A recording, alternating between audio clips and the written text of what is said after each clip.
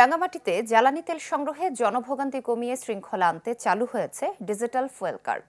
সকাল থেকে শহরের 4টি ফিলিং স্টেশনের সামনে কিউআর কোড যুক্ত ব্যানার টাঙিয়ে দিয়েছে প্রশাসন।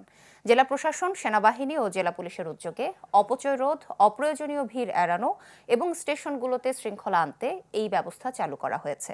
এতে নিবন্ধিত গ্রাহকরা কিউআর কোড স্ক্যান করলে গ্রাহকের পূর্ববর্তী লেনদেনের পরিমাণ ও সময় সহ সব তথ্য জানা যাবে। তবে কৃষক ও বোট চালকদের লাইসেন্স না থাকায় রেজিস্ট্রেশন করতে পারছেন না। প্রশাসনের সাথে আলোচনা সাপেক্ষে বিষয়টি দ্রুত সমাধানের আশ্বাস দিলেন ট্যাগ অফিসার।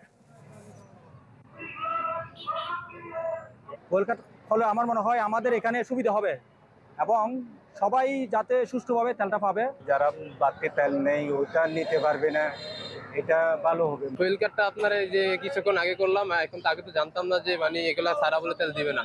তো এখন এগুলা করে আনছি, করে আনার পরে বলতেছে যে নাকি সময় নেই, তো তেল দিচ্ছে না। এখানকার লোকাল ফিশিং বোটগুলো তো নাই, কোনো রেজিস্ট্রেশন নাম্বার করা হয় না কিংবা কোনো কিছু করা হয় না, এগুলো এমনিতে লোকালভাবে করা হয়।